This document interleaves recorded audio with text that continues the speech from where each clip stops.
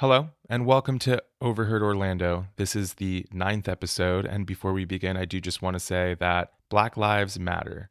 Watching an entire people's reach a breaking point, having their limits completely broken, has really been a sight to behold.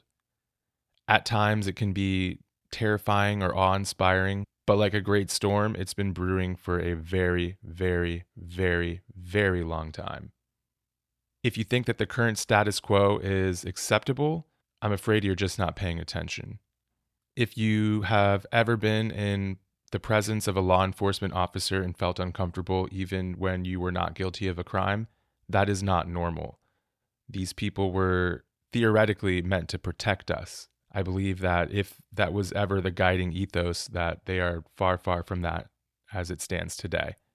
Take, for example, the case of Breonna Taylor, where police entered the quote unquote wrong house with a no-knock warrant in plain clothes, woke these people up. Her boyfriend still aimed for the leg as to avoid a fatality, and yet we still ended in tragedy. Anywho, I wanted to make sure not to make this episode about me standing on a soapbox, but I did just want to kind of put that out there. Today, we'll be talking to Tyla Harrington, who, if you listened last week, is going to be Overheard Orlando's new photo and videographer. That being said, the interview itself was recorded just days before George Floyd's tragic murder, so you will not hear us talking about any of that. What you will hear, however, is an amazing, multifaceted Black woman discussing her journey to success. So without further ado, this is Tyla's View.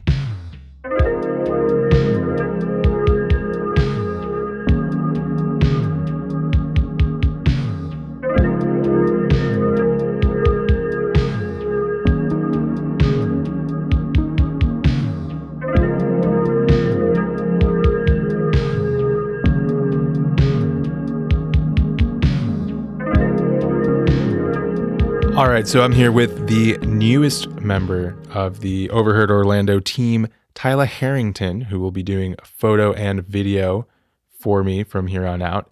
But that's not all you do, is it, Tyla? What else? What other ventures are you involved in? Well, I like to say that I'm a straight creative. I love music. So I make music, I produce it, I play drums, I sing.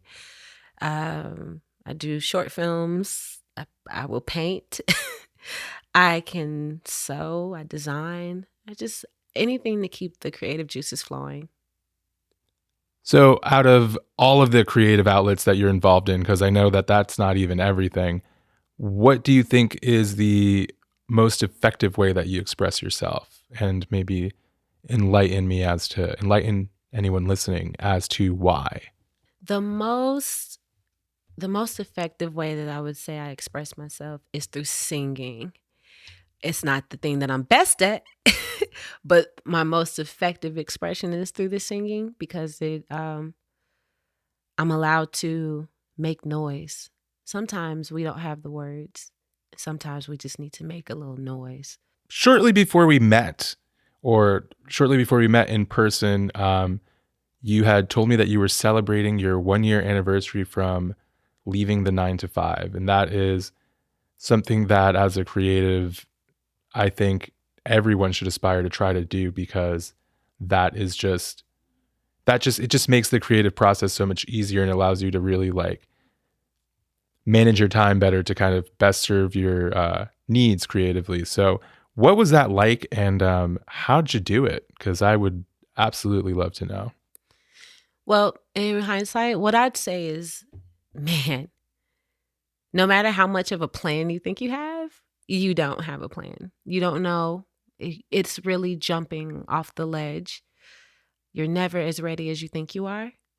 We overvalue ourselves because we love our things so much. So no matter what field we're in, it's like, oh my God, man, all I need is this, that, and the third. And you're not thinking about all those factors that come into play. We have to acquire them. It's easier said than done. But if we also take too much time over analyzing it, we'll never be ready. So sometimes you just have to just say, hey, I'm about to just go for it. I'm going to jump. I'm going to jump. So what happened with me was I was working this job and I loved my job. I loved what I did, but I wasn't feeling appreciated. One of the things when you're at work, you're like, well, how am I going to move up? How am I going to move forward? And every time I thought I was going to move forward, I got shown that I was not going to move forward.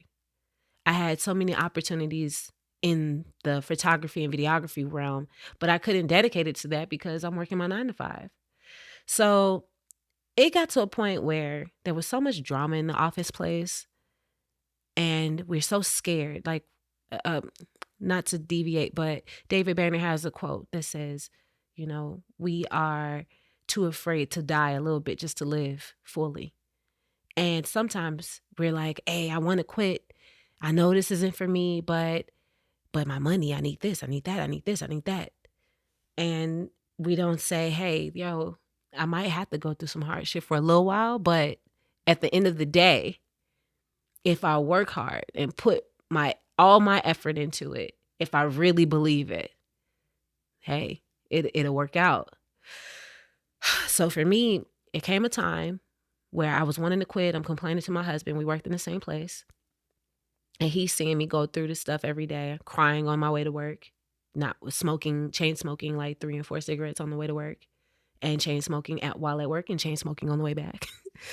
And I'm complaining every day. He's to a point where he's higher up in the company, so it doesn't look good for him to always take on my burdens. And one day I didn't even mean to quit. I just said, fuck this. Like one day I'm sitting in the meeting. They calling me in the office once again for some shit I didn't do. And I'm like, I'm done. I went off to lunch and I told him, hey, Bill, can I quit? And he says, yeah. Yes, do it. I got you. Whatever you need. So we do need support systems. Like, let's not get it twisted. But with his support, I was able to quit. And I walked in and I said, hey, this is going to be my last day. Well, we need you to. Okay, I'll stay and wait for us to have a replacement. And I still didn't get it. This is a corporation. They do not care about you. They don't care about you. They're not going to give your kids any benefits because you worked from here. They don't care. And I don't care how much they want to say, oh, we're family oriented. They're not. So leave.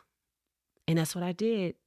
And will you believe that every single month after I left, I was able to have some form of income, period. I was never, ever deficient or devoid of anything. I was taken care of.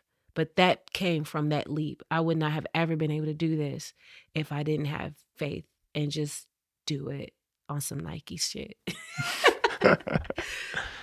Wow, that's actually that's awesome. That's literally the dream I know for a lot of people I know, and that would definitely be the dream for me. Work just seems to kind of get in the way of, doing the things you really want to do, and then the catch-22 is the money that you get from work is, also necessary to do the things you want to do. So upon leaving your job, did you just go straight into your photography and video business? Did you start freelancing in some other type of art form, or what was that? What were those first couple months? What did they look like once you finally regained your financial freedom, so to speak? Well, first of all, the day I quit, I'm like, oh shit, what did I do? Oh God, what did I do? The next day you wake up and you don't have to go to work after like years of going to work. It's like, oh shit, what did I do? What did I just do? Oh my God, I did something wrong. um, so I immediately delved in full time with photography and videography, mainly photography, because that was what I was most comfortable with. But and it was an up and down journey, like trying to figure out who my clientele is or what I even want to do. Like we really don't know what we want sometimes. I think we a lot of times like the idea of being entrepreneurs and don't value the journey of becoming an entrepreneur. And I definitely did not make proper preparations to be better or bigger than what I am or what I was.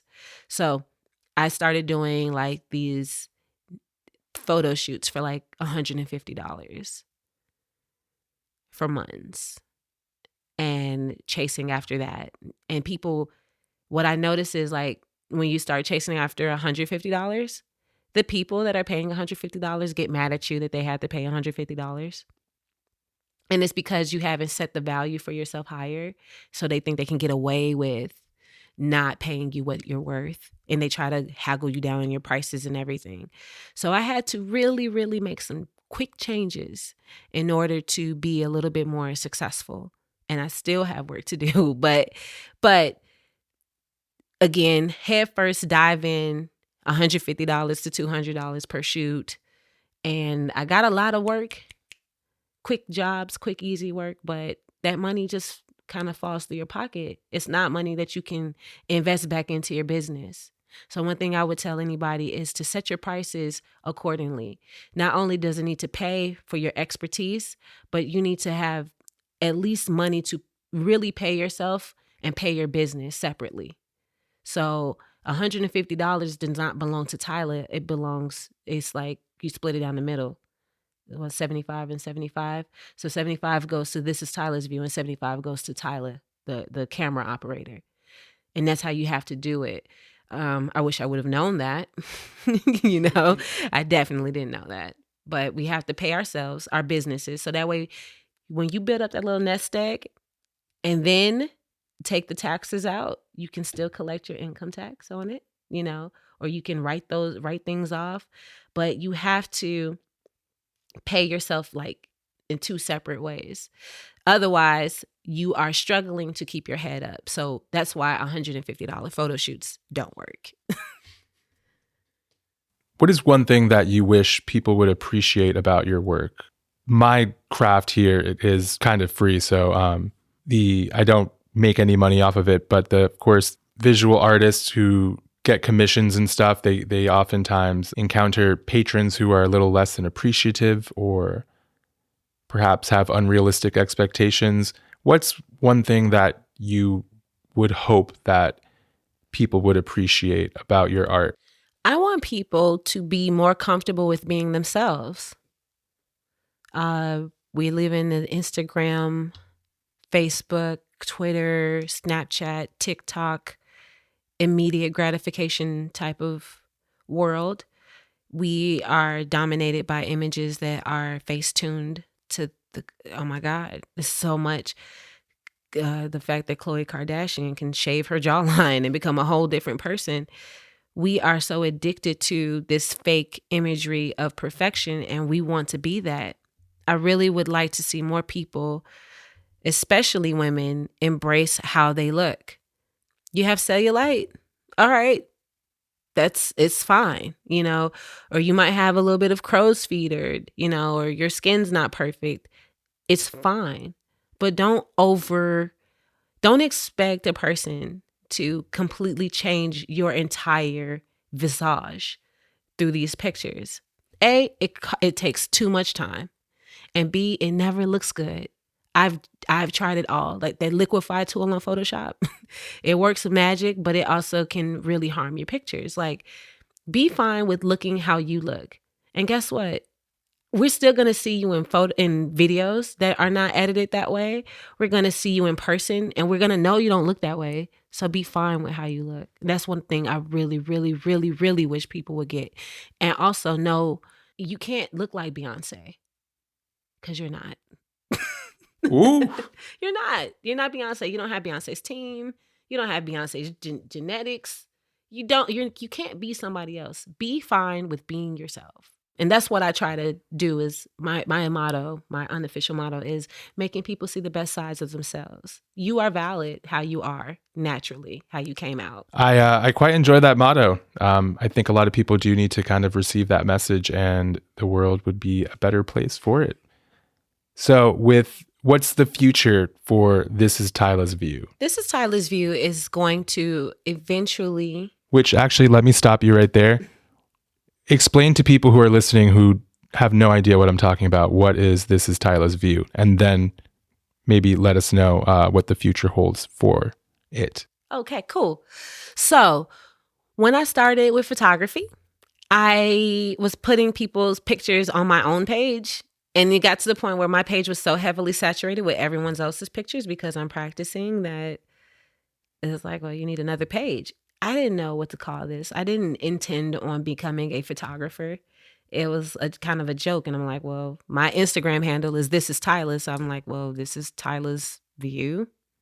And that's how I started posting everybody else's pictures on it. So the future of This Is Tyla's view, it will be geared more towards my own personal photography endeavors, not like paid services. It's like, I like this page is going to still exist and it'll be still my website or whatever. But I personally am transitioning into a more corporate route called Viewhouse Productions. Viewhouse Productions is all encompassing, photography, videography, blogging services, vlogging services, helping people's documentary and music videos and visual dreams come true. So it's a little bit less my vision and more collaborative efforts. Also hiring other camera people that are even more experienced than me. That's what Viewhouse will stand for. That's what we'll be doing. So if I'm hearing correctly, This Is Tyla's view is going to be more like your personal photography, whereas Viewhouse Productions is going to be more like a business venture with additional employees. Yeah. So it's more geared toward other businesses and people trying to build their own personal brands. So, it's better to target other companies. Business to business transactions are a little bit better than personal. The personal ones will hurt your feelings.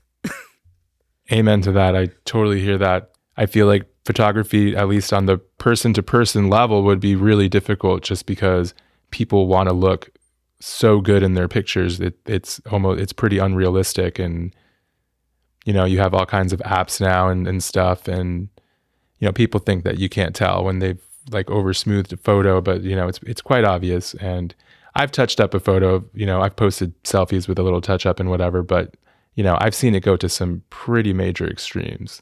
Well, one thing I would say about Facetune is, or any of these other things that help you smooth your face out, well, we have to understand, we don't understand how editing works. And it's not your job to, right? No judgment. I think it's great for on the go. Oh, I got a pimple here or something there. But when you want to do in-depth photo retouching, you need to understand that photos have layers that we retouch. You want to retouch the bottom layer of your photographs. So we want to smooth the skin, but we don't want to lose the texture of it. And that's where we kind of go wrong at. Like, you're just smoothing everything on one plane. No, it's several different layers that you're going to smooth certain things and bring out highlights and darkness. And again, that is a more advanced way of thinking. But if you understand how, I would encourage anybody listening that's like overly editing their pictures, go look on YouTube and see how to edit your pictures on Photoshop and see the difference between that and just slapping stuff on it via these other apps. You're going to learn that it's not really worth it, and everybody can tell, and it really looks bad. And it pixelates your pictures. So when you post them on Instagram, now the quality and integrity, you can be on an iPhone 11, but the quality and the integrity of the picture is now diminished to like even down to like 720, p instead of 1080p, and that's not good. So let's learn what comes, let's learn how it works before we just start messing up our pictures. We all know, we still see the bags. Wow. So, question I always ask everybody is your personal philosophy, your overall view on life. You kind of touched on it with that motto that you had mentioned, but what would you say is yours? What gets you through the day, I guess, when things are less than smooth? Man, I have so many philosophies. I have so many. I know for me personally, I guess my motto would be, it's okay. I know it sounds highly simplified, but nothing whack lasts forever. It's okay. Things hurt and they sting and we get discouraged. But at the end of the day, think of all the times you've ever had a problem and you're still here. That's what I choose to think. All the moments where I thought I was going to absolutely die, and I'm still here. So if I've made it through that, I know my ancestors made it through much worse in the age of non-information. I know that it is okay. It's okay. And it will pass. And that's what I try to tell myself to get through. That's it. So as I mentioned at the beginning of the episode and last week's episode, you are the newest member of the Overheard Orlando team. Yay. I'm glad you're excited about it. I am. Doing some photo and video work for me and helping out. And that's really awesome of you to do it. What are your hopes in terms of taking on this project and helping me out, which I am so eternally grateful for, by the way? My biggest hope is to create legacy. We're only as good as the legacy that we can leave. We really are. And honestly, in this day and age, if you didn't see it, did it exist? If you didn't hear it, did it exist? So what better than to combine the hearing with the seeing, and you create legacy that way? People will always be able to look back on this program and be able to feel you, see you, and also feel themselves and see themselves. A wide array of guests that you've already interviewed, we can relate to each of them, and increasing that through visuals as well. I think that is grounds and the foundation for a great legacy that you and your offspring can be proud of. Wow. Thank you so much, Tyla. I appreciate you letting me interview you. I appreciate you helping me out with the visual aspects of everything. That's just awesome, and pro bono, no less. So thank you so much for coming on. And thank you for having me. Let's get it. Yeah. All right. Thanks. I think that last thing that Tyla said about leaving a legacy is so much more important now than even when we recorded the interview initially. And I remember being kind of moved by that even then. For a very, very long time, man has tried to find immortality. And through a living legacy, you can actually achieve that through the things that you leave behind, through the things that you put out into the world. You live on after that. So I think that is so, so important. And I'm so glad that she said that as her final words of the interview. That is far from the last you'll see of her on this podcast, though. As usual, you can check me out on Instagram at Overheard Orlando Podcast. You can email me at overheardorlandopodcast@gmail.com. Thanks again for listening. Black Lives Matter, and stay true.